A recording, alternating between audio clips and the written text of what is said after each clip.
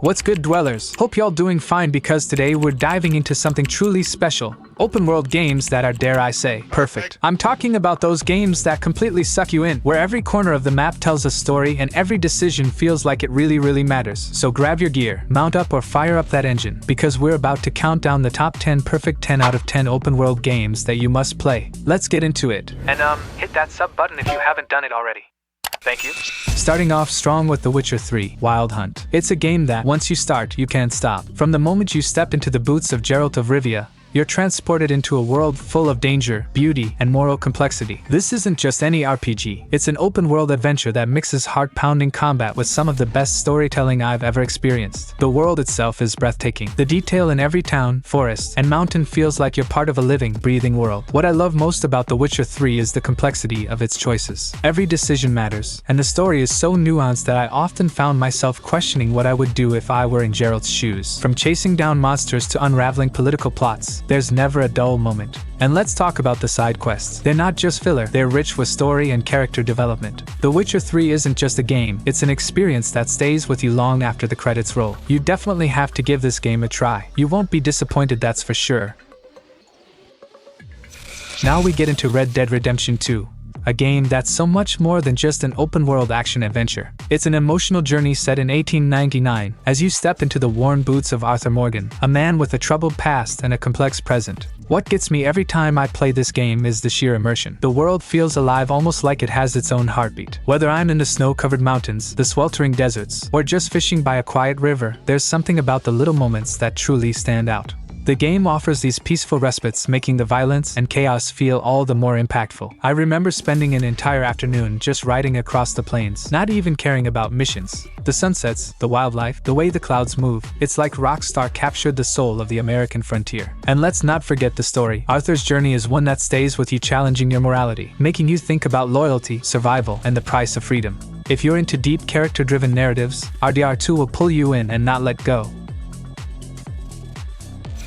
Now let's shift gears a bit with Forza Horizon 5. A game that's not just about cars, but the pure joy of driving through beautiful landscapes. Set in the stunning world of Mexico, this open-world racer lets you live out your car fantasies. Whether it's in classic muscle cars or futuristic hypercars, the beauty of this game is the freedom that it gives you. You can race through deserts, jungles, and beaches, or just cruise around and take in the scenery. For me, the best part is the sense of community. Whether you're participating in the Horizon arcade challenges with friends, or just casually exploring the world, there's this feeling that you're part of something bigger. And I mean, there's something therapeutic about just driving for hours, chasing that horizon, without worrying about a timer or a race. It's a perfect mix of fast-paced racing and laid-back exploration, all set in one of the most visually stunning environments you can imagine. You'll love it if you're into cars like myself.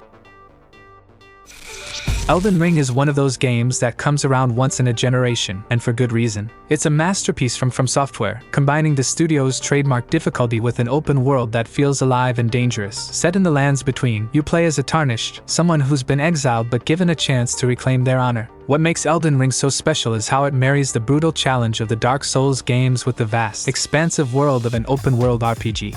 Personally, what I love about Elden Ring is the sense of freedom it gives you. You can go anywhere, do anything, but be warned, the world is unforgiving. I've spent hours wandering through ruined castles, desolate plains, and hidden dungeons, often getting my ass handed to me by monstrous bosses. But that's what makes Elden Ring so rewarding. It doesn't hold your hand. Every victory feels earned. It's one of the most rewarding experiences I've ever had in a video game. And if you're looking for a challenge, this one will keep you coming back for more. Now, Death Stranding. This is a game that's unlike anything else out there. Hideo Kojima's latest masterpiece is a slow burn, thought-provoking experience that really takes its time to develop. The world is shattered, society has collapsed, and you as Sam Porter Bridges are tasked with delivering packages across a world that feels both beautiful and haunting. At first glance, it might seem like a walking simulator, but it's so much deeper than that. What I really loved about Death Stranding is the sense of isolation. As Sam, you're constantly on the move, trying to rebuild connections and reconnect a fractured world. I won't lie, it's a game that challenges you, especially when it comes to navigating difficult terrain and dealing with the supernatural threats that roam the land. But it's also about connection, both the game and with other players around the world. I remember the moment I placed a ladder to help another player cross a gap. That shared sense of purpose really hit me. This game isn't for everyone. It's meditative, sometimes frustrating, but ultimately rewarding in ways you don't expect. If you're looking for a game that asks you to think deeply about humanity, connection, and survival, Death Stranding will leave a lasting impression. If you're enjoying this list of open-world games so far, make sure to like this video and subscribe for more gaming content like this. It really helps me out and keeps you in the loop for future videos. Let me know in the comments if there's any game you think should have made this list. I'd love to hear your thoughts. Then there's Days Gone, a game that initially felt like just another zombie apocalypse, but it's so much more. Set in the forests of Oregon, you play as Deacon St. John, a biker who's trying to survive a world overrun by freakers. What I love about this game is how it blends action with survival mechanics. It's intense, but it's also deeply personal. Deacon isn't just some faceless protagonist. His struggles, his grief, his relationships are real, and that's what hooked me. The bike plays such a pivotal role in the game, and it's a reminder of how fragile survival can be. I spend hours scavenging for fuel, finding scrap metal to repair my bike, and of course, fending off hordes of freakers. The open world is bleak, but there's something oddly beautiful about the overrun forests and abandoned towns. It is a world trying to heal, and Deacon's journey is one of survival, redemption, and hope for better days. Assassin's Creed Valhalla is a game that made me want to drop everything and pick up an axe. Set in the brutal yet beautiful world of the Vikings, you play as Ivar, a fierce Viking warrior, trying to carve out a new life in England. From the snow-capped mountains of Norway to the vibrant towns and villages of England, the world in Valhalla is massive. I remember the first time I sailed my longship along the rugged coastline of England, the wind blowing, and my crew chanting battle songs. It's one of those moments that's burned into my memory. The sense of scale is absolutely mental, in a good way of course. But what really pulled me in was how Ivar's story isn't just about raiding and pillaging.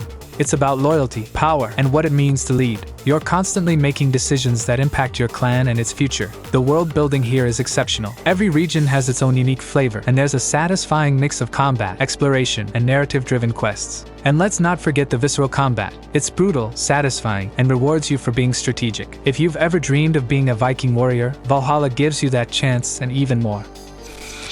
Now we move on to Grand Theft Auto 5, a game that has been so influential, it feels like a part of gaming culture. What's amazing about this game is how it allows you to step into 3 completely different lives: Michael, Franklin, and Trevor. Each character has their own motivations, and watching their worlds collide is a thrill. But beyond the chaos and heists, what stands out to me is the humanity of these characters. Sure, they're criminals, but they're also deeply flawed people trying to find meaning in a world full of corruption. I think that's what made me fall in love with this game. It isn't just the cars or the criminal antics, it's the personal stories that evolve. I spent hours just driving through the streets of Los Santos, switching between characters to see how their lives intersected. There's something oddly cathartic about driving at full speed, blasting the radio, or just getting into random hilarious situations with strangers. GTA 5 might be known for its chaotic moments, but there's a lot of heart beneath the surface.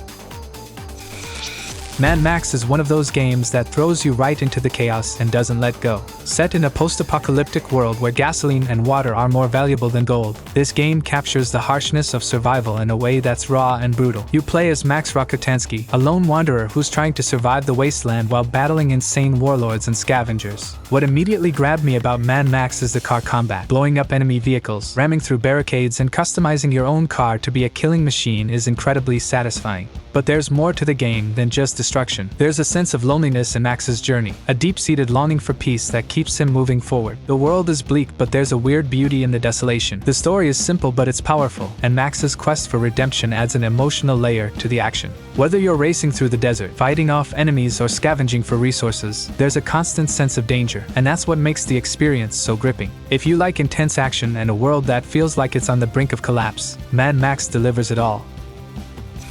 And now the last but not least, Marvel's Spider-Man by Insomniac Games. Man, if there's ever been a game that makes you feel like you're truly swinging through New York, this is it. From the very first time I threw myself off a skyscraper and felt that rush as the wind whooshed by, I knew this game had something special. Spider-Man's web-slinging is so satisfying, it feels like you're in the suit yourself. The fluid motion, the way he reacts to the city's skyline, it's all so well crafted. But beyond the mechanics, what really pulled me in was the heart of the story. It's not just about taking down bad guys. There's a depth to the characters, and the world feels alive because of it. I've spent hours simply exploring the city, solving crimes, and just appreciating the environment. It's the kind of game that reminds me why I fell in love with Spider-Man in the first place. If you want a superhero experience that blends action and heart, Marvel's Spider-Man is a must-play.